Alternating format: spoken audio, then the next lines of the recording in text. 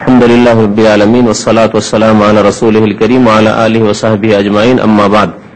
আজকের দর্সের বিষয় হচ্ছে বেতর সম্পর্কে, বেতর নামাজ সম্পর্কে।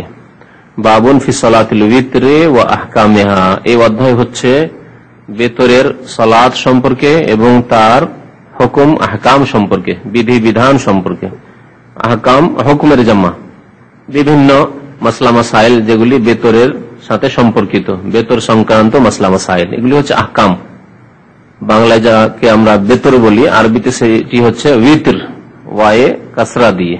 এই শব্দটি উইতর এইভাবে পড়া বাংলায় কষ্টকর, তখন ওটাকে ব বানিয়ে দেওয়া হয়েছে, বেতর বানিয়ে দেওয়া হয়েছে।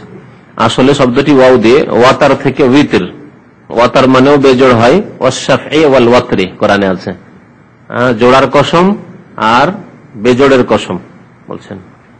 ওয়াল ফজরে ওয়া লায়ালিন আশরে ওয়াশফাই ওয়াল ওয়াতরি, সাফার জোড়ারও কসম করেছেন আর বেজোড়। পৃথিবীতে যত সৃষ্টি আছে হয় জোড়া না হয় বেজোড়, হয় তার সাথে তার সঙ্গী আছে আর না হলে নেই।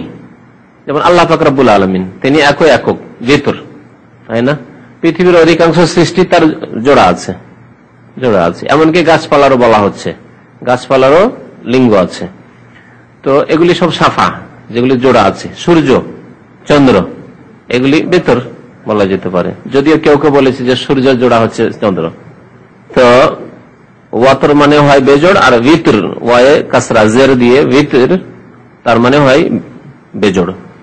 বেতর নামাজ যেহেতু বেজোড় হয়, সেজন্য এই বেতর নামাজকে বেতর বলা হয়, বেজোড়, জোড়া হয় না। তো লেখক বলছেন ওয়াল নাবদা আল আন বিল হাদিস আন সালাতুল উইতরি লিআহমিয়াতিহি। নফল নামাজের আলোচনা শুরু করতেই যেগুলি ফরজ নামাজের অতিরিক্ত নামাজ বা ফরজ নামাজ ছাড়া নামাজ, সেই নামাজগুলি সবচেয়ে বেশি তাকিদের নামাজ, গুরুত্বপূর্ণ নামাজ হচ্ছে বেতরের নামাজ। সেই জন্য বেতর দিয়েই আলোচনা আরম্ভ করছেন লেখক তার কিতাবে। বলছেন ওয়াল নাবদাল আন, এখন আমরা আরম্ভ করছি। বাদা মানে আরম্ভ করা, নাবদা মানে আমরা আরম্ভ করছি। আল আন এখন, বিল হাদিস আন সালাতুল উইতর, বেতরের নামাজ সম্পর্কে আলোচনা। হাদিস মানে কথা, আলোচনা। লিআহমিয়াতিহি, কেন বেতর দিয়ে শুরু করছি? সমস্ত নামাজগুলির প্রথম, ফরজ ছাড়া যে নামাজগুলি রয়েছে তার প্রথম বেতর দিয়ে শুরু করছি। লিআহমিয়াতিহি, তার গুরুত্বের কারণে। আহম বলে আরবিতে, আহম মানে গুরুত্বপূর্ণ। তো আহমিয়াতিহি, তার গুরুত্বের কারণে। ফাকাদ কিলা, বলা হয়েছে, অর্থাৎ আলেমরা বলেছেন, ইন্নাহু আকাদু তাতাউ, যতগুলি নামাজ নফল নামাজ রয়েছে, মানে ফরজ ছাড়া যত নামাজ রয়েছে, সমস্ত নামাজের মধ্যে সবচেয়ে বেশি তাকিদপূর্ণ নামাজ হচ্ছে বেতরের নামাজ। ফরজ নামাজ ছাড়া নামাজ বলেন তো, দু চারটা নামাজের নাম বলেন। ফরজ নামাজ ছাড়া নামাজ, তাহাজ্জুদের নামাজ, ইশরাকের নামাজ, দোহার নামাজ, তাহিয়াতুল মসজিদ, সুন্নাতের রাতেবা। সুন্নাতের রাতের মধ্যে বেশি গুরুত্বপূর্ণ যেটা, সেটা ফজর 2 রাকাত সুন্নাত, তাই না? আচ্ছা, আর গুরুত্বপূর্ণ নামাজ নেই? সূর্যগ্রহণ, চন্দ্রগ্রহণের নামাজ, এগুলি গুরুত্বপূর্ণ নামাজ, সুন্নাতে মুআক্কাদা। ঈদের নামাজ অধিকাংশ আলেমদের নিকটে সুন্নাতে মুআক্কাদা, যদি ইখতিলাফ আছে। তারপরে বৃষ্টি চাওয়ার নামাজ, ইস্তিসকার নামাজ, ইস্তিখারার নামাজ, বহু নামাজ আছে। তাহলে এই সমস্ত নামাজগুলির মধ্যে গুরুত্বপূর্ণ নামাজ হচ্ছে, তাকিদের নামাজ হচ্ছে ভিতরের নামাজ। তাহলে এক কথায়, আরেক কথায় যদি বলি যে ফরজ নামাজের পরে যে নামাজের স্থান গুরুত্বের দিক দিয়ে, তা হচ্ছে বেতর নামাজ। 17 রাকাত দিনে রাতে ফরজ নামাজ, এই নামাজের পরেই গুরুত্বপূর্ণ নামাজ হচ্ছে বেতর নামাজ। জি, তো বলছেন এই জন্য আলেমরা বলেছে ইন্নাহু আকাদু তাতাউ, যতগুলি তাতাউ নফল নামাজ আছে। নফল মানে দেশি ভাষায় বুঝবেন না, আমি গত সপ্তাহের আগের সপ্তাহে বুঝিয়েছিলাম। তাতাউ মানে ফরজের অতিরিক্ত, ফরজ ছাড়া যে সব নামাজ আছে সবগুলি তাতাউ নামাজ। আর এর এত গুরুত্ব যে বেশ কিছু আলেমগণ এই নামাজকে ওয়াজিব বলেছেন। যেমন হানাফি আলেমরা, হানাফি মাযহাবের ফতোয়া হচ্ছে, আবু হানিফা রাহমাতুল্লাহ আলাইহির ফতোয়া হচ্ছে যে বেতর নামাজ ওয়াজিব। ওয়া যাহাবা বাযুল উলামা ইলা ওয়াজুবিহি, কতক আলেমগণ এই বেতর নামাজকে ওয়াজিব বলার মত পোষণ করেছেন, তারা এই মত প্রকাশ করেছেন। তাহলে এর দ্বারা কমপক্ষে গুরুত্ব তো বোঝা যায়। যখন এতদূর মত গিয়েছে, তার মানে গুরুত্বপূর্ণ। অন্য কোন নামাজকে ওয়াজিব বলেননি তারা, সুন্নাতের রাতেবাকে বলেননি, ইস্তিসকার নামাজকে বলেননি, তাহিয়াতুল মসজিদকে বলেননি। তাহলে যখন বলেননি, তাহলে বোঝা যাচ্ছে যে এর গুরুত্ব বেশি। যদিও তাহিয়াতুল মসজিদ সম্পর্কে ইমাম আহমদের একটি মত আছে, ওয়াজিব। ওয়াজিব যারা বলেছেন বেতর নামাজকে, তাদের সম্পর্কে জানতে হবে যে তারা ওয়াজিব আর ফরজে পার্থক্য করেন, এটাও জেনে রাখতে হবে। তারা ওয়াজিব এবং ফরজে পার্থক্য করে। হানাফি মযহাবে ওয়াজিব আর ফরজে পার্থক্য আছে, মসলা জানেন না? তাদের কাছে ওয়াজিব আর ফরজে পার্থক্য আছে। ফরজ, ওয়াজিব, সুন্নাত, বুঝেছেন? পক্ষান্তরে অন্যান্য আইম্মায়ে কেরাম, 3 ইমামের নিকটে, 4 ইমামের মধ্যে ইমাম আহমদ, ইমাম শাফি, ইমাম মালিক, তাদের নিকটে ফরজ আর ওয়াজিবে কোনো পার্থক্য নেই। ফরজ ওয়াজিব সমান সমান, একই জিনিস, প্রতি শব্দ। ফরজ যা তাই হচ্ছে ওয়াজিব, ঠিক আছে? আর তারপরে সুন্নাত, আর সুন্নাতের পরে মুস্তাহাব কাজ বা যেগুলি আপনার সুন্নত নয় কিন্তু জায়েজ সেগুলি। তো তারা যখন ফরজ ওয়াজিবে পার্থক্য করেছেন, তাহলে নিশ্চয় তাদের কাছে ফরজ আর ওয়াজিব দুটো এক জিনিস নাই।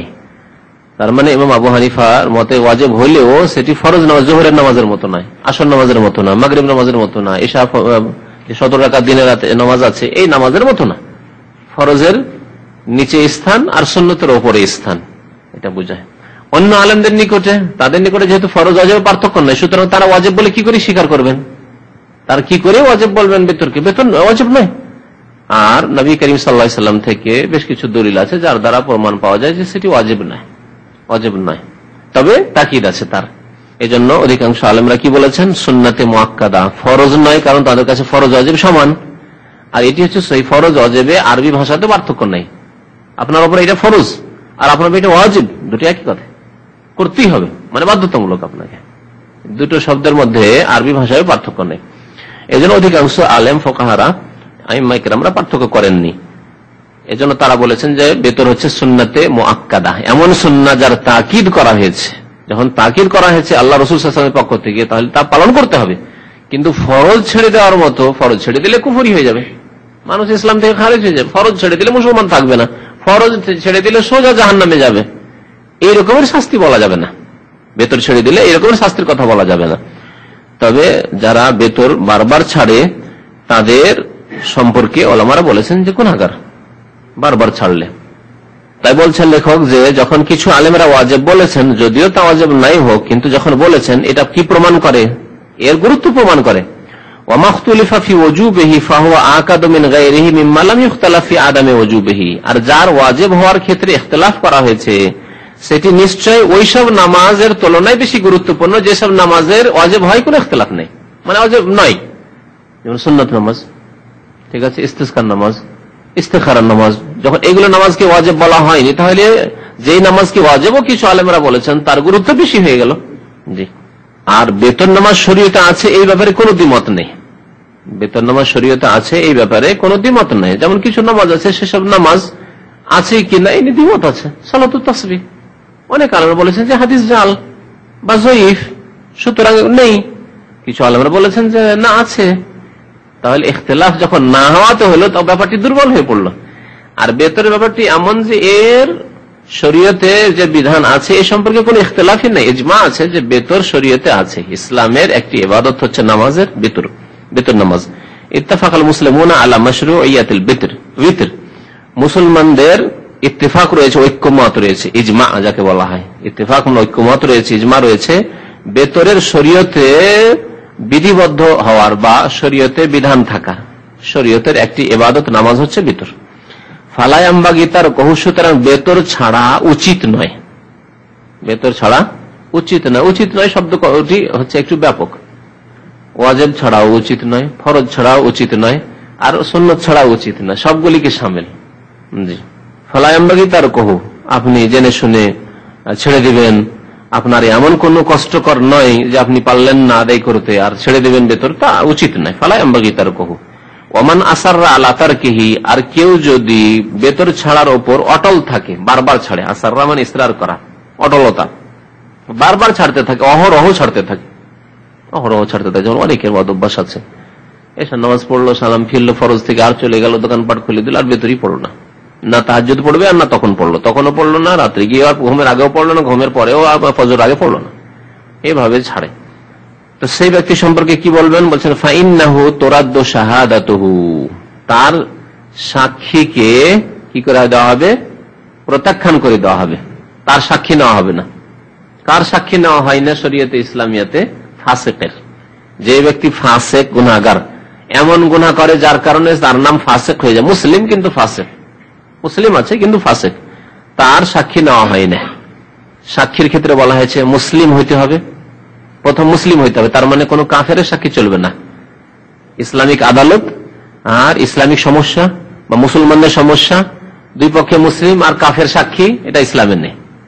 যদিও যেগুলোর নামে মাত্র মুসলিম দেশ, সেসব দেশে ইহুদি, খ্রিস্টান, হিন্দু সবার সাক্ষী চলছে, কিন্তু ইসলামী শরীয়তে জায়েজ নাই যে দুই পক্ষে আসামি বাদী দুইজনে মুসলিম আর সাক্ষী দিচ্ছে কাফের। কাফের জজ হয়ে বসে আছে, প্রধান বিচারপতি হয়ে বসে আছে পাকিস্তানের মতো দেশে, গালেব সাহেবের কেস, আর গোপালগঞ্জের আদালতে বিচারপতি হচ্ছে হিন্দু, তাহলে সেখানে সাক্ষী হওয়াটা এমন কোন ব্যাপার স্যাপার হলো? কোন ব্যাপার হলো যেখানকার জজ হচ্ছে হিন্দু আর আসামি বা বাদী হচ্ছে মুসলমান? তাহলে মুসলমানদের তকদির নির্ধারণ করছে, ভাগ্য নির্ধারণ করছে কাফের। আপনি দোষী না নির্দোষী, আপনি ভালো না মন্দ, তা ফয়সালা কি করছে? কাফের, আল্লাহর দুশমনে ফয়সালা করছে। পাকিস্তানের চিফ জাস্টিস, প্রধান বিচারপতি হচ্ছে হিন্দু, এদেরও বিচার করলো মনে হয় হিন্দুতে। সরকার এত চালাক যে এসব কেসের ফয়সালা করতে দিচ্ছে কাফেরদেরকে, হিন্দুদের হাতে। আল্লাহু আকবার। দেশের মুসলিমদের ভাগ্য নির্ধারণ করবে কাফেরে। আল্লাহু আকবার। কুফরি এক কথায়। মুসলিমদের ফয়সালা কোনো কাফের করতে পারে না। যেখানে সাক্ষী দিতে পারে না, তার সাক্ষীর কোনো মূল্য নেই। প্রথম শর্ত হচ্ছে সাক্ষী হওয়ার জন্য। কারণ অনেকে এই ব্যাপারটি জানেন না যে একজন মানুষের সাক্ষী হওয়ার জন্য কি কি শর্ত। আল মুসলিম, আল বালেগ, আল আকেল, আল আদেল। বুঝতে পেরেছেন? কয়টি শর্ত বললাম? 4টি শর্ত। প্রত্যেকটা শর্ত জরুরি। মুসলিম হইতে হবে, তাহলে কোনো কাফের সাক্ষী মুসলিমের কেসে চলবে না, মুশরিকের সাক্ষী চলবে না, বেনামাজির সাক্ষী চলবে না। নামাজ ছাড়া যদি কুফরি হয় তাহলে সে মুসলিমই নয়, তাহলে তার সাক্ষী চলবে না। আল বালেগ, সাবালক হইতে হবে, তো নাবালক ছেলে, 10 বছরের ছেলে সাক্ষী দিচ্ছে, চলবে না। সে নাবালক, হয়তো সে মনেই রাখেনি কথা। শরীয়তে তার, ইসলামী শরীয়তের দায়িত্বই তার উপরে অর্পিত হয়নি, এখনো সাবালক হয়নি, সুতরাং তার সাক্ষী নেওয়া যাবে না। একটা ছোট ছেলেকে ভয় দেখিয়ে তাকে কথা বলিয়ে নেওয়া যেতে পারে, কোন প্রলোভন দিয়ে কথা, 2-4টা চকলেট দিয়ে তার কথা বলিয়ে নেওয়া যেতে পারে, ঠিক ঠিক কিনা? খালি এইরকম ছেলে নাবালকের কেমন করে সাক্ষী চলবে ইসলামে? সেজন্য নাবালেগের সাক্ষী চলবে না, বালেগ হইতে হবে। 3 নম্বর হচ্ছে আকেল, বিবেকবান হইতে হবে। পাগলের সাক্ষী চলবে না। পাগল কি বলছে সেই জানে না আমি কি বলছি, ঠিক না? কলমে উঠিয়ে নেওয়া হয়েছে, এই জন্যই যে সে কিছু জানে না যে আমি কি বলছি, কি খাচ্ছি তাও জানে না, যে খাচ্ছে ও জানে না যে কি খাচ্ছে। অনেক সময় ভুলও বলতে পারে, কারণ সে জানে না যে কি খাচ্ছে, তার উদ্দেশ্য নেই পাগলের। সুতরাং পাগলের সাক্ষী চলবে না।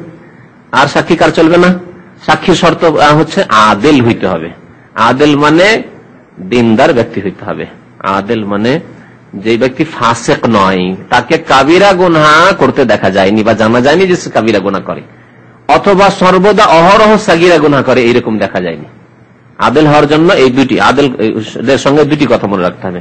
কাবিরা গুনাহ দেখা যায় না, একবার যদি কাবিরা গুনাহ দেখা যায় আর তার তওবা স্পষ্ট না হয় তাহলে নেওয়া যাবে না। তার একবার কাবিরা গুনাহ করেছে আর তারপরে ওই রকমই চলছে, লোকটি দেখা যায়নি যে তওবা হয়ে এত সুন্দর হয়ে গেছে, লোকটি পরেশগার হয়েছে, এরকম দেখা যায় না।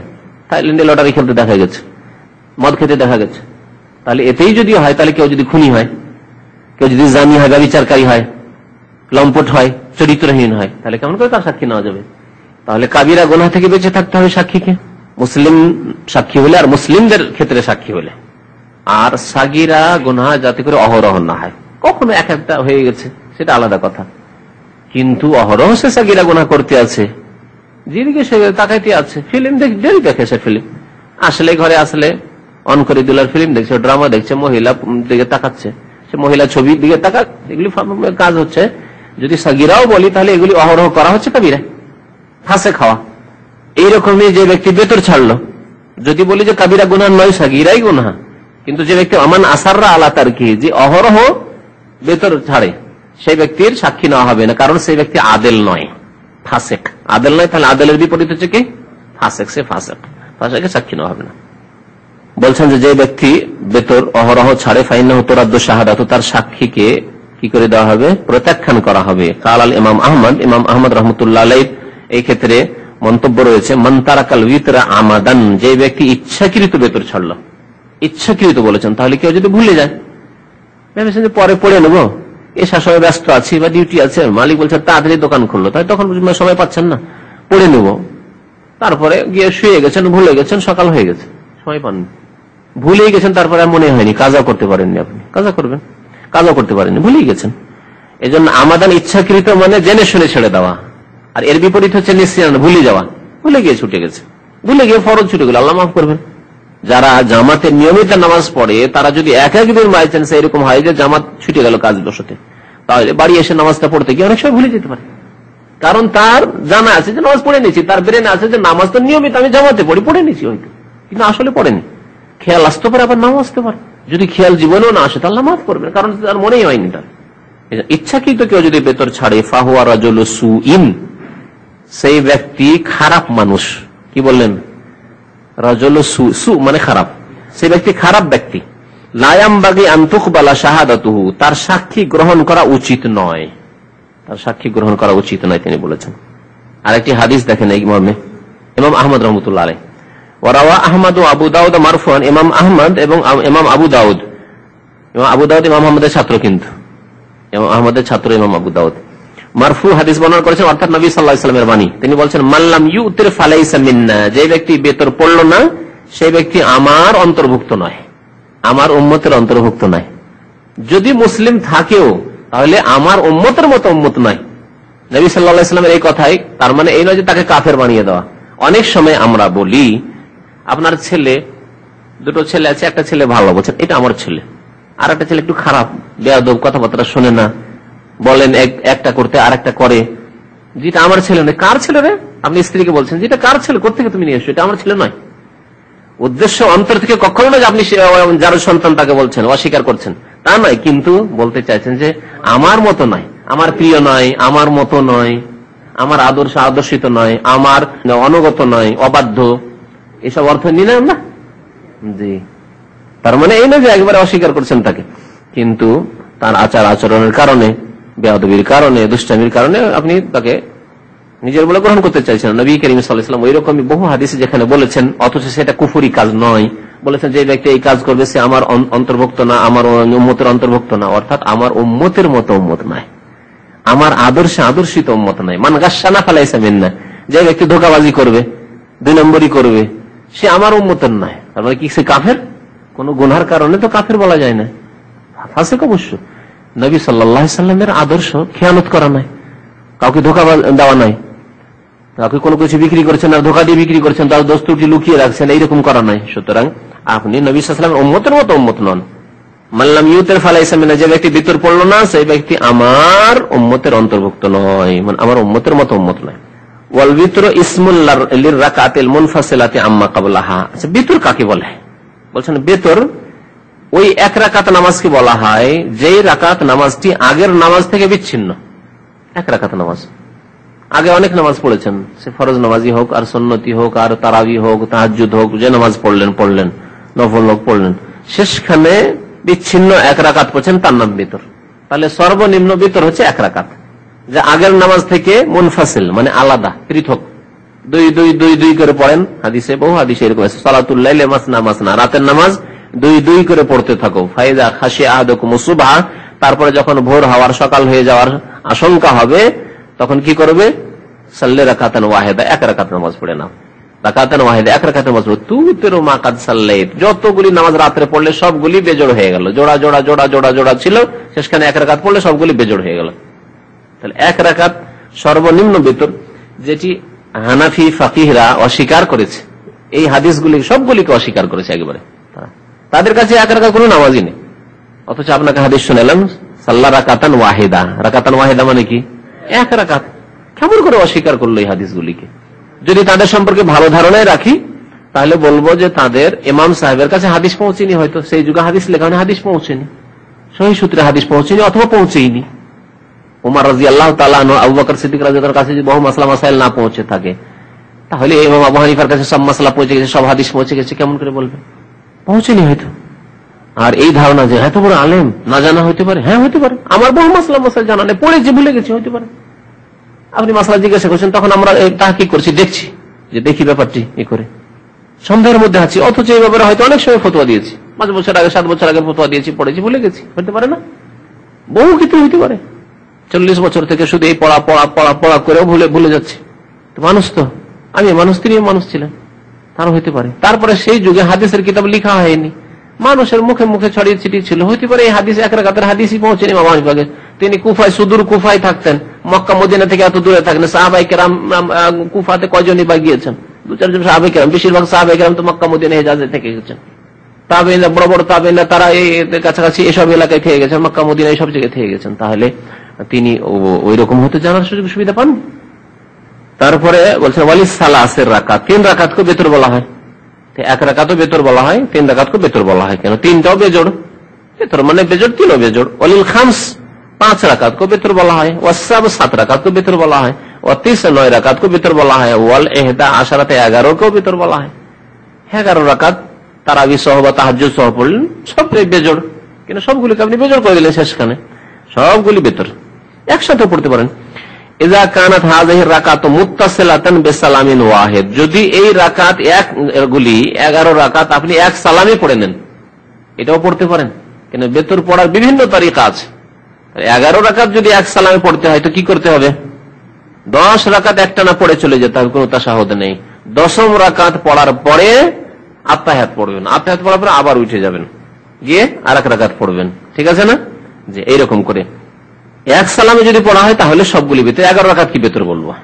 আর যদি সালাম থেকে আলাদা করে দেন, 2 রাকাত করে সালাম ফিরিয়ে দিয়েছেন, তাহলে আর ওই 2 রাকাত যখন আলাদা হয়ে গেছে তখন আর ওটাকে বলার দরকার নেই। বা 4 রাকাত আলাদা হয়ে গেছে তখন আর ওটাকে বেতর বলার দরকার নেই। বলবেন যে এটা হচ্ছে কিয়ামুল লাইল বা কিয়ামে রমজান, এটা হচ্ছে তাহাজ্জুদ, এটা হচ্ছে তারাবি। আর বাকি 1 রাকাত পড়লেন যেটা একসাথে, অথবা 3 রাকাত একসাথে পড়লেন, সেটা বেতর।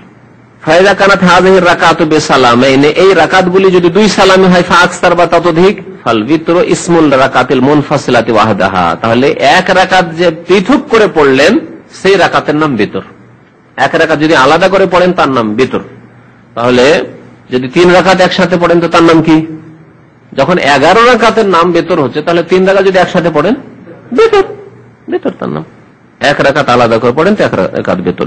যেমন এই দেশে রমজান মাসে যে পড়েন, 2 রাকাত পড়ে সালাম ফিরিয়ে দেওয়া হয়, তারপরে কি করা হয়? আবার 1 রাকাত পড়া হয়। তাহলে বিতর বলবেন, ওই পৃথক 1 রাকাতকে বেতর পড়বেন বলবেন।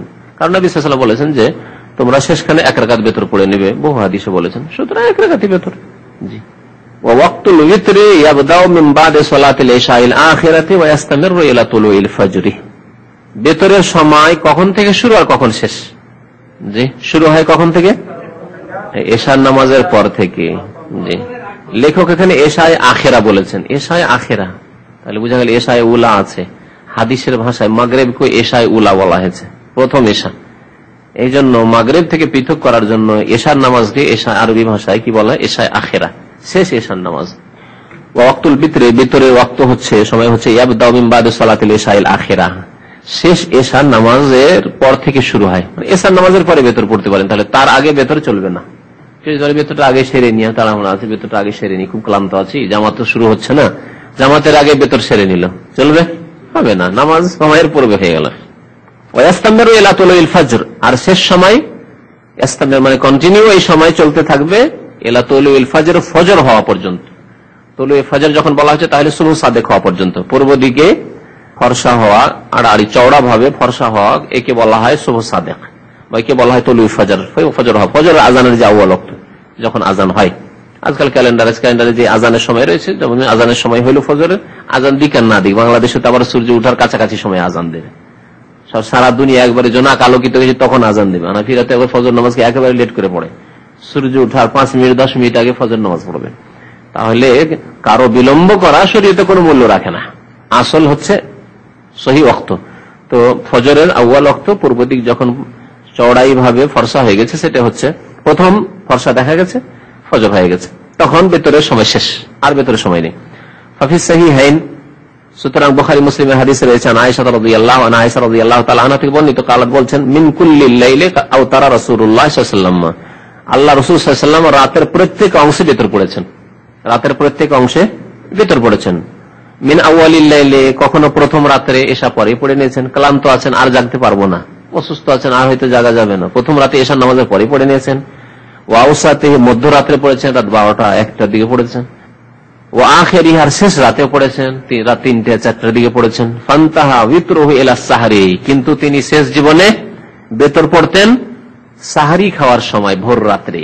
সাহার বলা হয় ভোর রাত্রের সময় থেকে, ভোর রাত্রের সময় একেবারে শেষ অংশ। এই শেষ অংশে নবী করিম সাল্লাল্লাহু আলাইহি ওয়াসাল্লাম শেষ জামানায় বেতর পড়তেন। কারণ এই সময়টা হচ্ছে সর্বোত্তম সময়। এই সময় আল্লাহ পাক রব্বুল আলামিনের কাছে তওবা ইস্তেগফার দোয়া করার বড় প্রশংসা করা হয়েছে কোরআনে এবং হাদিসে। আর এই সময় পৃথিবী একেবারে চুপচাপ নিস্তব্ধ থাকে। যাদের সারা রাত ঘুম আসে না, ভোর রাত্র খানে ঘুম চলে আসে। সারা রাত টেনশনের কারণে ঘুম আসে না, 12টা হয়ে গেল, 1টা হয়ে গেল, 2টো হয়ে গেল, যেমনই 2টো 2:30 হইতে যাচ্ছে ঘুম চলে এলো। কারণ ইবলিস শয়তান এখন আমাকে ফজর পড়তে দেবে না, ফজর এখানে ঘুম চলে এলো। যতগুলি শয়তান ওই আপনার কর্নিশে পার্কে ঘোরাঘুরি করছে, সারা রাস্তায় ঘুরে বেড়াচ্ছে, দেখবে রাত যেমনই 3টা হয়েছে সবাই এসে গাড়ি লাগাচ্ছে। গাড়ি লাগিয়ে অনেক সময় দেখি ফজর আজান হয়েছে বা হতে যাচ্ছে, মসজিদে যাচ্ছে, এখন গাড়ি লাগাচ্ছে, গাড়ি পার্কিং করে ঘরে ঢুকলো শোয়ার জন্য। যতগুলি শয়তান সব চুপচাপ থাকে ওই সময়। ওই সময় আপনি আল্লাহ পাক রব্বুল আলামিনের সাথে সম্পর্ক করেন। সাহারির সময়, ভোর রাত্র, ওই সময় জেগে থাকা হচ্ছে গুরুত্বপূর্ণ। যে ব্যক্তি ওই সময় জেগে থাকবে ফজর আজানের পূর্ব সময়, সেই ব্যক্তি অবশ্যই ফজর নামাজ পড়বে। আর যার ওই সময় ঘুম চেপে গেল তার আশঙ্কা আছে ফজর ছুটে যাওয়ার। ওয়াকাদ ওয়ারাদাত আহাদিসু কাসীরা তাদুল্লু আলা আন্না জামিআল লাইলি বিতরুন লিল ওয়াক্তুন লিল বিতরে। বহু হাদিস রয়েছে যা প্রমাণ করে যে রাতের প্রত্যেক অংশ হচ্ছে বেতরের ওয়াক্ত। রাতের যে কোনো অংশ পড়া যায়। এশার নামাজের ওয়াক্ত হয়ে গেছে ওই সময় থেকে শুরু করে ইল্লা মা ক্বাবলা সালাতুল ইশা। হ্যাঁ, এশার নামাজের আগে চলবে না, এশার নামাজের পূর্বে বেতর চলবে না। এশার নামাজ পড়ে নেওয়ার পর ফজর পর্যন্ত বেতর পড়া যেতে পারে। আচ্ছা, আজানের সময় হলেই বেতরের সময় শেষ। আজান হওয়ার পরেও আজকাল এখানে 25 মিনিট সময় থাকছে বা আধা ঘন্টা সময় থাকছে। তো এই সময়টুকুতে বেতর কেউ পড়লে পড়তে পারে কিনা লাগছে যে না, তলিউল ফজর মানে ফজর হয়েছে, বেতর সময় শেষ হয়ে গেছে। কিন্তু কিছু আলেমরা বলেছেন যে ফজরের আজানের পরেও ওই সব লোকদের জন্য, নিয়মিত না, সব সময় নয়, কখনো হয়তো বেতর ছুটে গেছে আর আজানও হয়ে গেছে, কিন্তু একামত হতে এখনো দেখছেন 15-20 মিনিট সময় আছে, আরামে বেতর পড়ে নিতে পারবেন, 2 রাকাত সুন্নাত ফজর পড়ে নিতে পারবেন, তাহলে বেতর ওই সময় পড়তে পারেন। এই ফতোয়া বহু আলেমদের রয়েছে। ইমাম ইবনে তাইমিয়া রাহমাতুল্লাহ আলাইহি এই মতটিকে প্রাধান্য দিয়েছেন যে আপনি ওই সময় বেতর পড়ে নেন। যার বেতর ছুটে গিয়েছে তাহলে আজান আর ইকামতের মাঝখানে, ফজর আজান আর ইকামতের মাঝখানে বেতর পড়ে নিতে পারেন আপনি। ফামান কানা ইয়াসাকু মিন কিয়ামিহি ফি আখিরিল লাইল। আচ্ছা, বেতর কখন পড়বেন আপনি? যদি আপনি নিজের উপর ভরসা করতে পারেন যে শেষ রাতে আমি জাগতে পারবো, ফাতাখিরুল বিতরে ইলা আখিরিল লাইল আফযালু ফি হাক্কিহি, তাহলে বেতর বিলম্ব করে শেষ রাতে, ভোর রাতে পড়া উত্তম। ফামান কানা ইয়াসাকু, যে ব্যক্তি নির্ভরশীল, ভরসা করতে পারছে, আস্থা করতে পারছে, মিন কিয়ামিহি ফি আখিরিল লাইল, যে সেই ব্যক্তি রাতের শেষ অংশে ঘুম থেকে জাগতে পারবে, দাঁড়াতে পারবে, মিন কিয়ামিহি দাঁড়াতে পারবে না জাগতে পারবে, ফাতাখিরুল বিতরে, তো বেতর তার জন্য বিলম্ব করা ইলা আখিরিল লাইল, শেষ রাত্র পর্যন্ত, আফযালু ফি হাক্কিহি, তার ক্ষেত্রে উত্তম। শেষ রাতে যদি বেতর পড়তে পারেন বেশি ভালো, বেশি নেকি, বেশি সওয়াব পাবেন। ওমান কানা লা ইয়াসাকু মিন কিয়ামিহি ফি আখিরিল লাইল, আর কেউ যদি শেষ রাতে ঘুম থেকে ওঠার ওপর আস্থা না করতে পারে, না আমার ভরসা নাই, বেশিরভাগ জাগতে পারি না, আজান হয়ে যায়, অনেক সময় বড় আশা আকাঙ্ক্ষা রাখি কিন্তু দেখা যায় যে প্রায় আজান হয়ে যায়, এরকম লোক যদি হন, ফাইন্নাহু ইউতিরু ক্বাবলা আন ইয়ানাম, তাহলে শোয়ার আগেই, নওমের আগে, ঘুমাবার আগেই কি করবে? বেতর পড়ে। ঘুমাবার আগে বলা হয়েছে, জরুরি নয় যে এশা নামাজের সাথে সাথে পড়তে হবে। হয়তো এশা নামাজের সাথে পড়লেন না, কিন্তু আপনি বাসায় গেলেন, এখন 10টার পরে গেলেন, খাওয়া দাওয়া করলেন, উযু করলেন, বিছানায় যাওয়ার আগে বেতরটা পড়ে শুয়ে গেলেন। বেতরের সাথে যদি মনে করেন এখন আমি তাহাজ্জুদ পড়বো, তাহাজ্জুদ পড়েও শুয়ে যেতে পারেন। বেতর যখন এশা পর থেকে শুরু করে ফজরের আজান পর্যন্ত পড়া যায়, তখন তাহাজ্জুদও যে কোনো সময় পড়া যায়। যদিও তাহাজ্জুদ শেষ রাতে পড়া উত্তম, কিন্তু তাহাজ্জুদের জন্য শেষ ওয়াক্ত খাস না, শেষ রাতের শেষ অংশ খাস নয়, রাতের যে কোনো অংশে পড়া যেতে পারে। বিহাযা আওসান নবী সাল্লাল্লাহু আলাইহি ওয়াসাল্লাম, এই উপদেশই দিয়েছেন, ওসিয়তই করেছেন নবী করিম সাল্লাল্লাহু আলাইহি ওয়াসাল্লাম। আবু হুরায়রাকে উপদেশ দিয়েছেন। আবু হুরায়রা দুর্বল মানুষ ছিলেন, স্বাস্থ্যগত দিক থেকে একটু দুর্বল মানুষ ছিলেন, একে তো গরিব দরিদ্র অনাহারে থাকতেন, প্রায় সময় খুব দুর্বল মানুষ ছিলেন। নবী করিম সাল্লাল্লাহু আলাইহি ওয়াসাল্লাম তাকে কয়েকটি উপদেশ দিয়েছেন, তার একটি হচ্ছে ওয়া আল্লা আনামা ইল্লা আলা বিতরিন, বেতর পড়ে যাতে করে আমি ঘুমাই। এটি ছিল নবী সাল্লাল্লাহু আলাইহি ওয়াসাল্লাম ওসিয়ত, আবু হুরায়রা তুমি বেতর পড়ে ঘুমাবে, বেতর পড়ে শুইবে। দেখেছেন যে এই লোকটির ঘুম ভারী, দুর্বল মানুষ, শুয়ে গেলে আর জাগতে পারে না, একে টেনে টেনে জাগাইতে হয়, হয়তো এরকম হতে পারে। তাহলে এরকম মানুষের জন্য উচিত যে সে বেতর পড়ে শুইবে। বড় আশা আকাঙ্ক্ষা রাখলো যে তাহাজ্জুদ পড়বো, কিন্তু পারে না, মাসে 2 দিনও তাহাজ্জুদ পড়তে পারে না, না, এরকম কাজ করবেন না। ফাকাদ রাওয়া মুসলিমুন মিন হাদিসে জাবের, মুসলিম শরীফে রয়েছে জাবের রাদিয়াল্লাহু তাআলা আনহুর হাদিস বর্ণিত, আনিন নবী সাল্লাল্লাহু আলাইহি ওয়াসাল্লাম, নবী করিম সাল্লাল্লাহু আলাইহি ওয়াসাল্লাম বর্ণনা করেছেন, আইয়ুকুম খাফা আল্লা ইয়াকুমা মিন আখিরিল লাইল, তোমাদের যে কেউ যদি আশঙ্কা করে, ভয় করে যে শেষ রাতে আমি ঘুম থেকে উঠতে পারবো না, ফালিউতির সুম্মা লিয়ারকুদ, তাহলে সেই ব্যক্তি যেন বেতর পড়ে নেই অতঃপর ঘুমায়, অতঃপর লিয়ারকুদ মানে ঘুমায়। ওমান ওয়াসিকা বিকিয়ামিন মিনাল লাইল, আর কেউ যদি রাত্রে তাহাজ্জুদ পড়ার উপর আস্থা করতে পারে যে আমি তাহাজ্জুদ পড়তে পারবো, ফালিউতির মিন আখিরি, তাহলে সেই ব্যক্তি যেন শেষ রাতে বেতর পড়ে। ফাইন্না কিরাআত আখিরিল লাইলি মাহদুরা, কারণ শেষ রাতের তেলাওয়াতে ফেরেশতা হাজির হন। শেষ রাত্রে ভোর রাতের আপনি তেলাওয়াত করবেন দাঁড়িয়ে দাঁড়িয়ে তাহাজ্জুদে বা বেতরে, এতে আল্লাহর পক্ষ থেকে অসংখ্য ফেরেশতা হাজির, মাহদুরাতুন ফেরেশতা হাজির উপস্থিত হন। ওয়া যালিকা আফজালু, সুতরাং এটি হচ্ছে উত্তম, যদি পারা যায় তাহলে উত্তম। ওয়া আকাল্লুল বিতরে রাকাতুন ওয়াহিদা, সর্বনিম্ন বেতর হচ্ছে, আকাল মানে সবচাইতে কম, কালিল মানে কম, আর আকাল মানে সবচাইতে কম। সর্বনিম্ন বেতর হচ্ছে রাকাতুন ওয়াহিদা, এক রাকাত। এই কথাটি হানাফি মাযহাবে মানে না, বলছেন না এক রাকাত কোনো নামাজ নেই। লিউরুদিল আহাদিস বিযালিকা, এই মর্মে বহু হাদিস যেহেতু বর্ণিত হয়েছে, দলিল হচ্ছে একটি হাদিস নাই, লিউরুদিল আহাদিস, বহু হাদিস এই মর্মে বর্ণিত হয়েছে। ওয়া সুবুতিহি আন আশারাতি মিনাস সাহাবা রাদিয়াল্লাহু আনহুম, আর এক রাকাত বেতর 10 জন সাহাবায়ে কেরাম থেকে প্রমাণিত, 10 জন সাহাবায়ে কেরাম থেকে প্রমাণিত। 2 জন সাক্ষী যথেষ্ট, হাদিস বর্ণনার ক্ষেত্রে একজন সাহাবীর কথাই যথেষ্ট, সেখানে 10 জন সাহাবী এক রাকাত বেতরের হাদিস নবী সাল্লাল্লাহু আলাইহি ওয়াসাল্লাম থেকে বর্ণনা করেছেন, রিওয়ায়াত করেছেন। লাকিনাল আফযাল ওয়াল আহসান আন তাকুনা মাসবুকাতান বিশাফা, তবে উত্তম হচ্ছে যে 2 রাকাত পড়ে, শাফা হচ্ছে জোড়া নামাজ, জোড়া নামাজ পড়েন তারপরে 1 রাকাত পড়েন, এটা হচ্ছে উত্তম। কারণ নবী সাল্লাল্লাহু আলাইহি ওয়াসাল্লাম তাহাজ্জুদ পড়েছেন সব সময়, তিনি শুধু শুধু 1 রাকাত বেতর পড়েননি, তাহাজ্জুদ পড়েছেন 2-2 করে, তারপরে আলাদা করে পৃথক করে 1 রাকাত বেতর পড়েছেন। আর 1 রাকাত যখন আলাদা করে পৃথক পড়েছেন তো 1 রাকাত নামাজ জায়েজ হয়ে গেল, কিন্তু উত্তম কি হচ্ছে, নবী সাল্লাল্লাহু আলাইহি ওয়াসাল্লামের তরিকায় তাহাজ্জুদ আপনি পড়তে পারছেন না, তাহলে কমের পক্ষে কি করেন, 2 জোড়া পড়েন, মানে 2 রাকাত জোড়া নামাজ পড়েন, তারপরে 1 রাকাত পড়েন। 3 রাকাত বেতর পড়ার ক্ষেত্রে এই 2টি তরিকার মধ্যে এটি একটি তরিকা, যেটি এই সৌদি আরবে এই নিয়মে, এখানে তারাবির পরে বেতর পড়ে না, 2 রাকাত পড়ে সালাম ফিরিয়ে দিল, এই নামাজের শাফা নামাজ মানে জোড়া নামাজ, জোড়া 2 রাকাত। তারপরে বিতর, শাফা বলা হয় জোড়াকে, আর বিতর বা ওয়াতর বলে বেজোড়কে। এই জন্য আল্লাহ পাক কসম করেছেন ওয়াল ফাজরি ওয়া লায়ালিন আশরি ওয়াশ শাফঈ ওয়াল ওয়াতরি, শাফা জোড়ার আর বেজোড়ের। পৃথিবীতে যত সৃষ্টি মাখলুকাত আছে, হয় জোড়া আছে না হয় বেজোড় আছে, তার লিঙ্গ আছে না হয় লিঙ্গ নেই, লিঙ্গ নেই বেজোড়, আর যদি আছে তাহলে হচ্ছে জোড়া। লাকিনাল আফজাল, কিন্তু উত্তম হচ্ছে, ওয়াল আহসান আর ভালো হচ্ছে এই যে আনতাকুনা মাসবুকাতান বিশাফা, শাফার পরে জোড়া নামাজের পরে যাতে করে 1 রাকাত বেতর পড়া হয়। 2 রাকাত নামাজ পড়ে আপনি বেতর পড়েন, তাহলে এশার নামাজ 4 রাকাত ফরজ পড়লেন, 2 রাকাত সুন্নাতে রাতিবা পড়েন, তারপরে যদি 1 রাকাতই শুধু বেতর পড়েন, টোটাল 7 রাকাত নামাজ যথেষ্ট। কিন্তু এর চাইতে উত্তম হচ্ছে যে সুন্নাতে রাতিবা 2 রাকাত পড়ার পরে আবার 2 রাকাত পড়েন, পড়ে সালাম ফিরে দেন, তারপরে 1 রাকাত বেতর পড়েন, এরকম পড়েন। অথবা এর আগে গত সপ্তাহ হয়েছে, একটা নাই 3 রাকাত একসাথে পড়েন, কিন্তু মাগরিবের মতো করে নয়, মানে 2 রাকাতের পরে তাশাহুদে আর বসার দরকার নাই, 2 রাকাত পড়ে সোজা টান দিয়ে উঠে যান, 3 রাকাত পুরা করেন, তারপরে বসে আত্তাহিয়াত দুরুদ পড়েন, তারপর সালাম ফিরেন। আচ্ছা, সর্বনিম্ন তো হয়ে গেল, কিন্তু সর্বাধিক সবচেয়ে বেশি, ও আকসারুল বিতরে 11 রাকাতান আও 13 রাকাতান, সর্বাধিক বেতর হচ্ছে 11 রাকাত অথবা 13 রাকাত। যদিও নবী সাল্লাল্লাহু আলাইহি ওয়াসাল্লাম থেকে বেশিরভাগ ক্ষেত্রে 11 প্রমাণিত আছে, কিন্তু কখনো কখনো নবী সাল্লাল্লাহু আলাইহি ওয়াসাল্লাম 13ও পড়েছেন, 13ও পড়েছেন। এই 13 হাদিসের ক্ষেত্রে আলেমদের 2টি মত আছে, এটা শুনে রাখা ভালো।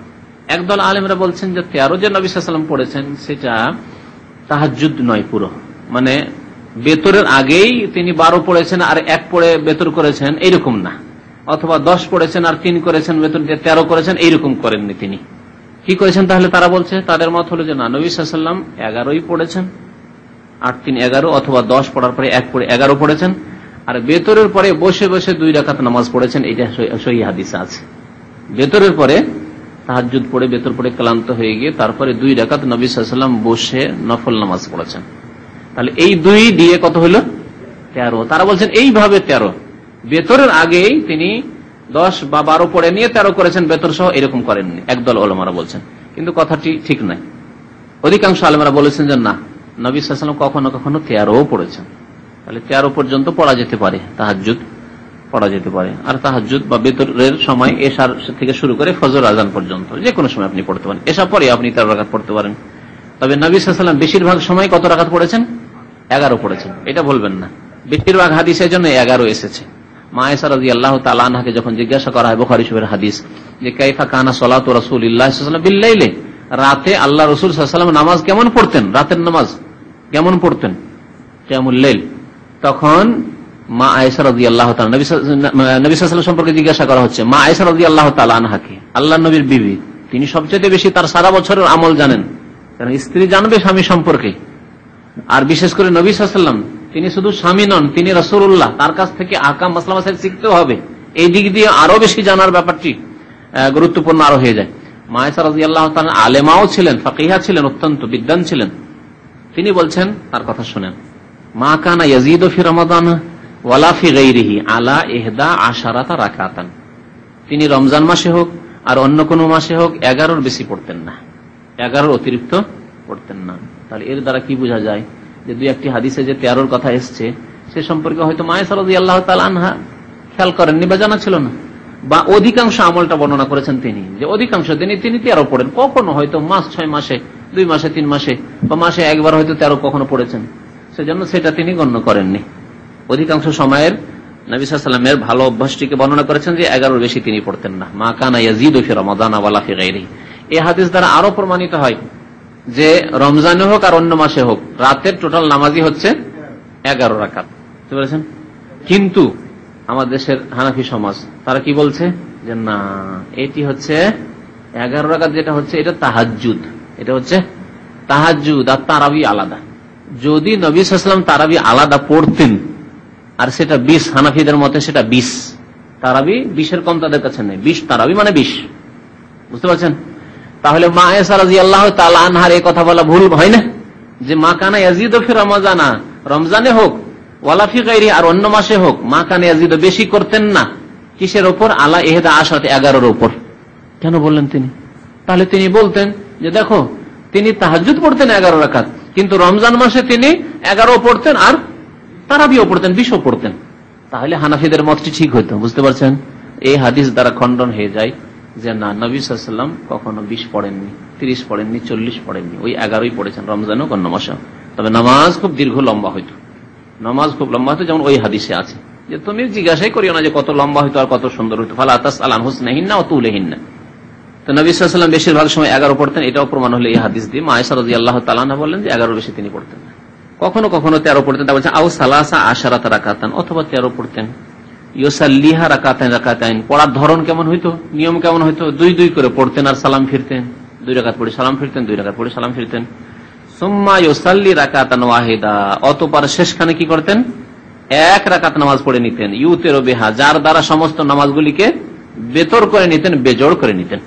লিকাউলি আয়েশা রাদিয়াল্লাহু আনহা, কারণ আয়েশা রাদিয়াল্লাহু তাআলা আনহা বর্ণনা করেছেন, কানা রাসূলুল্লাহ সাল্লাল্লাহু আলাইহি ওয়াসাল্লাম ইউসাল্লি বিল-লাইলি, আল্লাহ রাসূল সাল্লাল্লাহু আলাইহি ওয়াসাল্লাম রাতে নামাজ পড়তেন 11 রাকাতান, 11 রাকাত। ইউতিরু মিনহা বিওয়াহিদা, তার মধ্যে 1 রাকাত বেতর পড়তেন, তার মধ্যে 1 রাকাত বেতর পড়তেন। রাওয়াহু মুসলিম, মুসলিম শরীফের হাদিস। আর অন্য হাদিস শুনলাম যেটি আছে যে কমও করতেন না, বেশি করতেন না, 11 রাকাতের বেশি, যেটা বুখারীতে রয়েছে। ওয়াফি লাফজিন, আরেকটি রিওয়ায়াতে রয়েছে, ইউসাল্লিমু বাইনা কুল্লি রাকাতাইন, প্রত্যেক 2 রাকাতে সালাম ফিরতেন। এটা তার আরো প্রমাণ হয়ে গেল যে 4 করে পড়তেন না। নবী সাল্লাল্লাহু আলাইহি ওয়াসাল্লাম রাতে তাহাজ্জুদ নামাজ 4 রাকাত করে পড়তেন না, বরং 2 রাকাত করে পড়ে সালাম ফিরতেন। ওয়া ইউতিরু বিওয়াহিদা, আর 1 রাকাত দ্বারা বেতর করতেন। এটা হচ্ছে সবচেয়ে ভালো তরিকা, উত্তম তরিকা। যে আপনার কোনো প্রয়োজন হতে পারে নামাজের মধ্যে, 2 রাকাত পড়ে সালাম ফিরলেন, আপনার প্রয়োজন পুরা করলেন, পানি খেতে হবে, আপনাকে আর কিছু করতে হবে, কাজায়ে হাজাত করতে হবে, ওযু নষ্ট হতে পারে, আরো কিছু হতে পারে, কারোর সাথে কথা বলতে হতে পারে, কেউ আপনার অপেক্ষা করতে পারে, ইত্যাদি কিছু হতে পারে। একসাথে যদি একটানা যদি আপনি 11 পড়েন, তাহলে মধ্যখানে এগুলিতে অসুবিধা দাঁড়াতে পারে অনেক সময়। ওয়ালাহু আইয়াসরুদাহা, কিন্তু জায়েজ আছে। আর ওই মুসাল্লির জন্য জায়েজ হচ্ছে যে আইয়াসরুদাহা, একটানা পড়ে, সারাদা মানে একটানা পড়ে নেওয়া, একটানা পড়ে নেবেন। তাহলে 11 রাকাতকে আপনি কি করবেন? একটানা, সালাম ফিরাফিরি নেই, পড়ে যাচ্ছেন, সালাম ফিরাও নেই, বসাও নেই, সালাম ফিরাও নেই, বসা নেই। সুম্মা ইয়াজলিসু বাদাল আশরাত, তাহলে 10 রাকাত পর্যন্ত একটানা পড়ে যাবেন আপনি, 10 রাকাত পড়ে বসবেন। ইয়াজলিসু বাদাল আশরা, 10 রাকাত পড়ে বসবেন। ওয়া ইয়াতাশাহাদু, তারপরে আত্তাহিয়াতু তাশাহুদ পড়বেন। ওয়ালা ইউসাল্লিমু, কিন্তু সালাম ফিরবেন না, সালাম ফিরবেন না, উঠে যাবেন। সুম্মা ইয়াকুমু, অতঃপর দাঁড়িয়ে যাবে। ওয়া ইয়াতি বিল হাদিয়াতা আশারা, আর তারপরে 11 রাকাত পুরা করবে। তারপর 11 রাকাত নিয়ে আসবে, মানে 11 রাকাত পুরা করবে। ওয়াতাশাহাদু, তারপরে তাশাহুদ পড়বে। আর তাশাহুদের এখানে বললো না যে নবীর উপর দুরূদ পেশ করবে, কারণ তাশাহুদ শব্দটি এমন ওলামাদের নিকটে, ফুকাহাদের নিকটে, তাতে আল্লাহুম্মা সাল্লি আলা মুহাম্মাদ এইটাও শামিল। শুধু তাশাহুদ পড়বে মানে দুটি করবে, আর তাহিয়াতও পড়বে আর আল্লাহুম্মা সাল্লি আলা মুহাম্মাদ পড়বে, ওয়া ইউসাল্লিম এবং সালাম ফিরবে, তার সাথে দোয়া মাসুরা যেগুলি আছে সেগুলি পড়বে। উত্তম, আফজাল আর কি, জরুরি নয়। ওয়ালাহু আন ইয়াসরুদাহা ওয়ালা ইয়াজলিসু ইল্লা বাদাল হাদিয়াতি আশার। দুই রকম তরিকা এর আগে হয়ে গেল তাহলে না? একটা হচ্ছে 2 রাকাত করে সালাম ফিরা, আর 10 রাকাত পড়া হয়ে গেল, তারপরে 1 রাকাত পড়া একটা। দ্বিতীয় তরিকা কি বললো, যে 2 করে পড়তে থাকেন একটা না, পড়ে যখন 10 হয়ে গেছে তখন বসে যান, আর তারপর আত্মাহিয়াত পড়ে সালাম না ফিরে উঠে যান, উঠে গিয়ে 1 রাকাত পড়েন। তৃতীয় তরিকা বলছে ওয়ালাহু আন ইয়াসরুদাহা, আর এটাও জায়েজ যে একটা না পড়ে যাবে, ওয়ালা ইয়াজলিসু ইল্লা বাদাল হাদিয়াতি আশার, বসলেন না 10 রাকাত পড়ে বসলেন না, একবারে 11 রাকাত পড়ে বসলেন, এটাও জায়েজ আছে। এক তাশাহুদে এটাও জায়েজ আছে। ওয়াতাশাহাদু, তাশাহুদ পড়বে এবং সালাম ফিরবে। ওয়াসিফাতুল উল আফজাল, তবে প্রথম পদ্ধতিটি হচ্ছে উত্তম। প্রথম পদ্ধতি হচ্ছে উত্তম। প্রথম পদ্ধতি কোনটি? 2 করে পড়া আর শেষখানে 1 রাকাত পড়া। জি, আরেকটি তরিকা লেখক বর্ণনা করেনি, সেটাও চলতে পারে। সেটা কি, যে আপনি 11 রাকাতের মধ্যে 8 রাকাত পড়লেন 2 করে, 8 রাকাত পড়লেন 2 করে, আর বেতর কি করে দিলেন, 3 রাকাত একটানা করে দিলেন, সেটাও জায়েজ আছে। কিন্তু লেখকের নিকটে হয়তো সেটা দুর্বল, সেজন্য হয়তো সেটা পেশ করেনি, কিন্তু আছে, এটাও হাদিস সহিহ। ওয়ালাহু আন ইউতিরা বিতিসঈ রাকাতিন, আর মুসাল্লির জন্য জায়েজ যে 9 রাকাত ভিতর পড়বে। 11 যেমন জায়েজ তেমন 9 রাকাত ভিতর পড়া জায়েজ। ইয়াসরুদু সামানিয়ান, 8 রাকাত একটানা পড়ে যাবে। সুম্মা ইয়াজলিসু আকিবার রাকাতিস সামিনা, 8 রাকাত পড়ে বসবে। 8 রাকাত পড়ে, 9 রাকাতের মধ্যে 8 রাকাত পড়ে বসবো, এই যেমন 10 11 পড়লাম ওইরকম। ওয়াতাশাহাদু, তাশাহুদ আল আউয়াল, প্রথম তাশাহুদ আউয়াল পড়বে, ওয়ালা ইউসাল্লিমু, সালাম ফিরবে না, আগের নিয়মে আর কি। সুম্মা ইয়াকুমু, তারপর দাঁড়িয়ে যাবে, ফায়াতি বিরাকাতিত তাসিয়া, তারপর 9ম রাকাত আদায় করবে। ওয়াতাশাহাদু, তাশাহুদ আল আখির, শেষ তাশাহুদ আদায় করবে, মানে শেষ তাশাহুদের জন্য বসবে এবং তাশাহুদে যেসব পড়তে হয় পড়বে। ওয়া ইউসাল্লিমু, তারপর সালাম ফিরবে, 9 রাকাত। ওয়ালাহু আন ইউতিরা বি7 রাকাত, 7 রাকাতও ভিতর পড়া জায়েজ। আও বি5 রাকাত, 5 রাকাতও ভিতর পড়া জায়েজ। লা ইয়াজলিসু ইল্লা ফি আখিরিহা, কিন্তু 7 আর 5-এর ক্ষেত্রে বলছেন যে এই ক্ষেত্রে বসবে না। কি বলছেন, যে একটা নয় একবারে 7 পড়ে নেবে, একটা নয় 5 পড়ে নেবে, তাহলে এখানে 4 পড়ে বসবে না, অথবা 6 পড়ে বসবে না। এটা একটা তরিকা। গত সপ্তাহে বলেছি কিছু হাদিস এরকম আছে যে জায়েজ আছে, 7-এর ক্ষেত্রে বা 5-এর ক্ষেত্রে 4 রাকাত পড়ে বা 6 রাকাত পড়ে বসে আত্মাহিয়াত পড়াও জায়েজ আছে। ওয়াতাশাহাদু ইয়াসাল্লিমু, তাশাহুদ দিয়ে বসবে এবং তাশাহুদ পড়ে দরুদ পড়ে সালাম ফিরবে। লিকাউলি উম্মে সালেমা রাদিয়াল্লাহু আনহা, কারণ উম্মে সালেমা রাদিয়াল্লাহু তাআলা আনহা বর্ণনা করেছেন, কানা রাসূলুল্লাহ সাল্লাল্লাহু আলাইহি ওয়াসাল্লাম ইউতিরু বি7 ওয়া বি5, আল্লাহ রাসূল সাল্লাল্লাহু আলাইহি ওয়াসাল্লাম 7 রাকাতের ভিতর পড়তেন, 5 রাকাতও পড়তেন। লা ইয়াফসুলু বাইনাহুন্না বিসালামিন ওয়ালা কালাম, কিন্তু এই 7 আর 5-এর মাঝখানে না সালাম ফিরতেন না কথা বলতেন। তার মানে এখান থেকে লেখক কি নিল, যে একটা না 7 রাকাত পড়ে নেন, একটা না আপনি 5 রাকাত পড়ে নেন এরকম। ওয়ালাহু আন ইউতিরা বি3 রাকাত, আর 3 রাকাত ভিতর পড়াও জায়েজ, 3 রাকাত ভিতর পড়াও জায়েজ। ইউসাল্লি রাকাতাইনি ওয়া ইউসাল্লিম, 2 রাকাত নামাজ পড়বে আর তারপরে কি করবে, সালাম ফিরে, 2 রাকাত নামাজ পড়ে সালাম ফিরে দেবে, 1 রাকাত পড়ে। সুম্মা ইউসাল্লি রাকাতাস সালিসা ওয়াহদাহা, তারপরে তৃতীয় রাকাত পৃথক করে আলাদা করে, ওয়াহদাহা পৃথক আলাদা করে পড়বে। একটাই তরিকায় লেখক বর্ণনা করলো। 3 রাকাতের ক্ষেত্রে যে একসাথে 3 রাকাত পড়া যাবে সেটা লেখক বর্ণনা করলেন না, কারণ কিছু কিছু মুহাদ্দিসিন কেরাম এই হাদিসটিকে জয়ীফ বলেছেন, যদিও তাতে আত্মাহিয়াত না পড়েন। আত্মাহিয়াত পড়ে মাগরিবের মতো করা, যেটা হানাফি তরিকা, সেটা তো অত্যন্ত দুর্বল এবং জয়ীফ, এই ক্ষেত্রে সবার ইত্তেফাক আছে। কিন্তু 3 রাকাতই পড়লেন আর 2 রাকাত পড়ে বসলেন না, উঠে গেলেন সোজা, এটাও কেউ কেউ দুর্বল বলেছেন, যার ফলে লেখক সেটাকে হয়তো এখানে নকল করেননি। তারপরে বলছেন যে কোন কোন সূরা পড়তে হবে ভেতরে, আর এই হুকুম ওয়াজিব নয়। কেউ যদি এর বিপরীত করে, উল্টো করে, তাহলে সে বড় সুন্নতের খেলাফ করে দিল না, আর তার জন্য প্রতিবাদ করতে হবে বা ইমামকে বলতে হবে না, এটাও ঠিক নয়। তবে বেশিরভাগ সময় এই সূরাগুলি পড়া ভালো। নবী সাল্লাল্লাহু আলাইহি ওয়াসাল্লাম বেশিরভাগ সময় এই সূরাগুলি পড়েছেন। প্রথম রাকাতে সূরাতুল আলা, সাব্বিহ ইসমা রাব্বিকাল আলা। দ্বিতীয় রাকাতে সূরা কাফিরুন, ইখলাস নয়, সূরাতুল কাফিরুন। আর তৃতীয় রাকাতে সূরা ইখলাস, কুল হুয়াল্লাহু আহাদ। বলছেন ওয়াস্তাহিব্বু, আর মুস্তাহাব হচ্ছে, উত্তম হচ্ছে, আই ইয়াকরা ফিল উলা, প্রথম রাকাতে পড়বে বিসাব্বাহা, সাব্বিহ ইসমা রাব্বিকাল আলা। ওয়া ফিস সানিয়াতে, দ্বিতীয় রাকাতে পড়বে কুল ইয়া আইয়ুহাল কাফিরুন। ওয়া সালিসা, তৃতীয় রাকাতে পড়বে সূরা কুল হুয়াল্লাহু আহাদ, সূরা ফাতিহার পরে। وقد تبين مما مر أن لك أن تؤثر ب11 أو 13 أو ب9 ركعات وب7 ركعات وب5 ركعات وب3 ركعات وبركعة واحدة। তাহলে এই অতীতে যে বেতর সম্পর্কে বিস্তারিত আলোচনা হলো তা দিয়ে বোঝা গেল যে আপনার জন্য কত রকম বেতর জায়েজ। 11 পড়তে পারেন, 13 পড়তে পারেন, 9 পড়তে পারেন, 7 পড়তে পারেন, 5 পড়তে পারেন, 3 পড়তে পারেন, 1 পড়তে পারেন। 1 থেকে 13 পর্যন্ত যত বেজোড় আসে সবগুলি পড়তে পারেন। তাহলে সবচাইতে পূর্ণ বেতর কোনটি আর সর্বনিম্ন পূর্ণ কোন বেতর এ কথা বলছেন। ফাআলাল কামালে 11 13 কথা বললেন না লেখক। এই যে 13 কথা কেন বললেন না, অথচ সর্বঊর্ধ্বে 13 বললেন? এই জন্য যে 13 ব্যাপারটি নবী সাল্লাল্লাহু আলাইহি ওয়াসাল্লাম খুব হয়তো অল্প সময় কখনো কখনো পড়েছেন, আর নবী সাল্লাল্লাহু আলাইহি ওয়াসাল্লাম অধিকাংশ সময় যেহেতু 11 পড়েছেন সেজন্য বলছে সবচাইতে আলাল কামাল মানে পূর্ণতার মানে সর্বোচ্চ পূর্ণতা যাকে বলা সর্বোচ্চ পূর্ণতা হচ্ছে 11 রাকাত পড়া। তাহলে যে ব্যক্তি 11 পড়লো সে তাহাজ্জুদ পড়লো, বেতরও পড়লো, তাহাজ্জুদ গুজার বেতরও সুন্দর করে পড়লো। তাকে বেতর বলেন আর তাহাজ্জুদ সহই বলেন, যাই বলবেন বলেন, সে সব চাইতে বেশি নেকির কাজ করলো।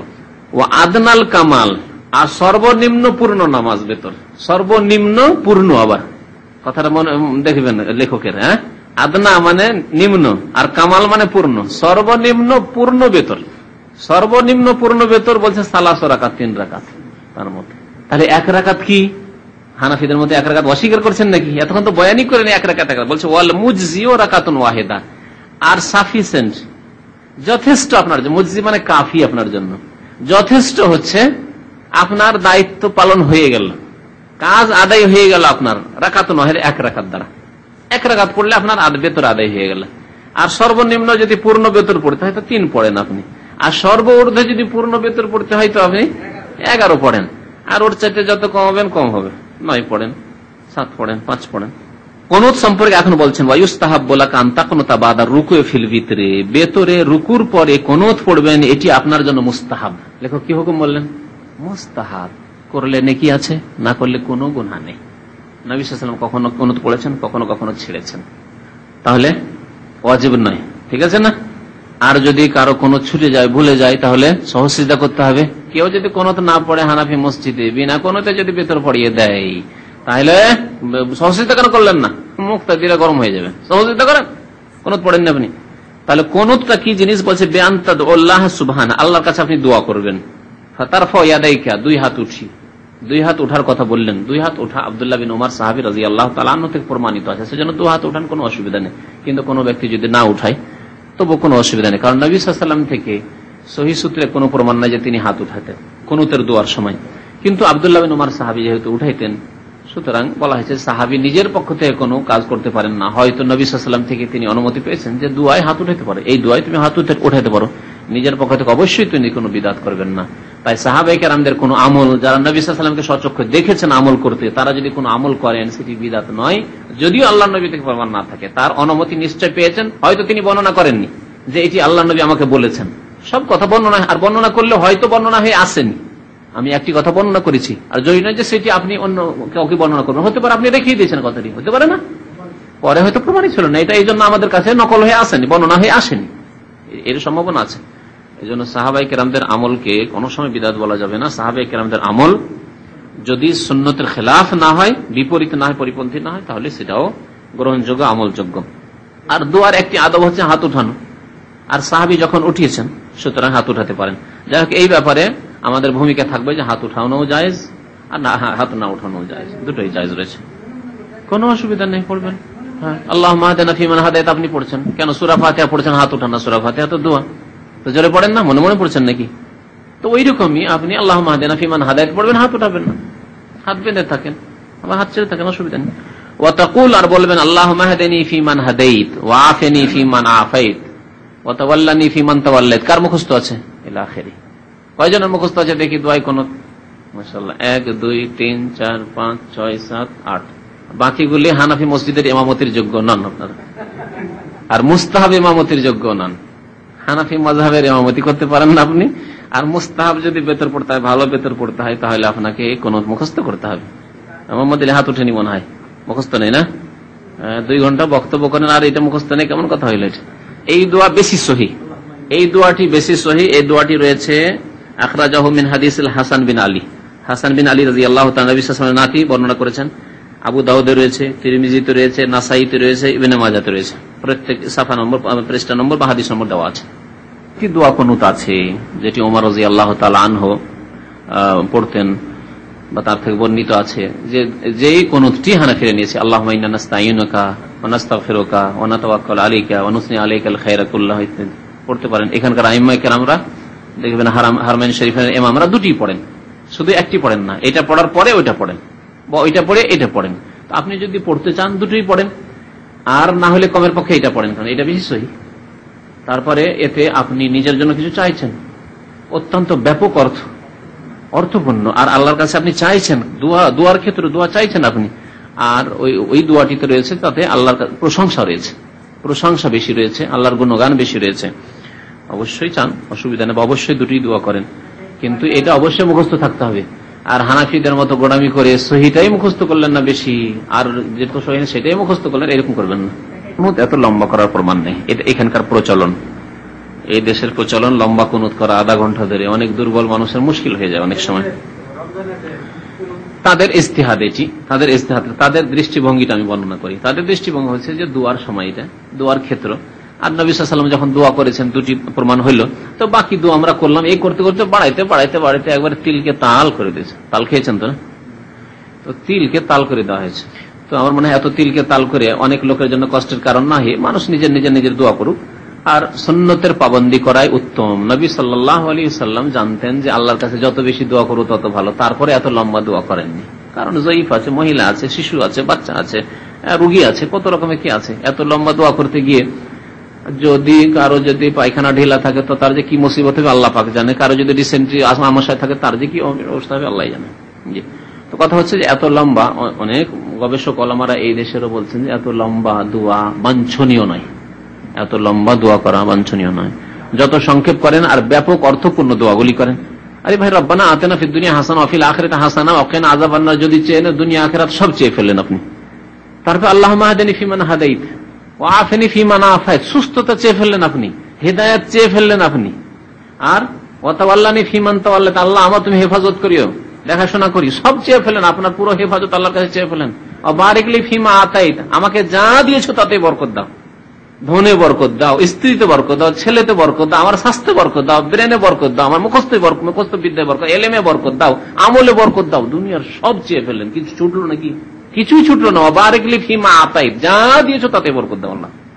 পুকুর দিয়েছো, পুকুরে বরকত দাও, আম গাছ দিয়েছো, আম গাছে বরকত দাও, লিচু গাছ দিয়েছো, লিচু গাছে বরকত দাও। কিসে বরকত না? জমি যারা আছে জমিতে বরকত দাও, সবইতে বরকত আর বরকত।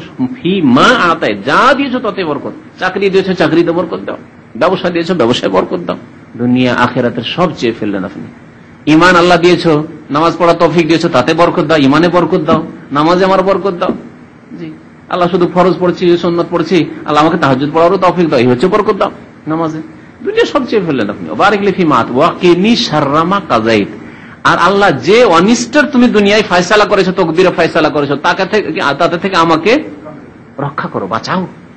তাহলে জানে আমার ভাগ্য কখনো খারাপ না হয়। আল্লাহ সব চেয়ে ফেললেন আপনি, বরকত চেয়ে ফেললেন, আর আমার ভাগ্যে যাতে করে কোন রকম অনিষ্টই না আসে, না বিপদ আসে, না অ্যাক্সিডেন্ট আসে, না অসুখ আসে, না বালা আসে, না রোগ আসে, না মুসিবত আসে, না কোনো খারাপ দৃশ্য আসে। ওয়াকিনি শাররা মা কাযাইতা, তুমি যে তকদিরে ফয়সালা করেছো তার সমস্ত অনিষ্ট থেকে আল্লাহ আমাকে বাঁচাও।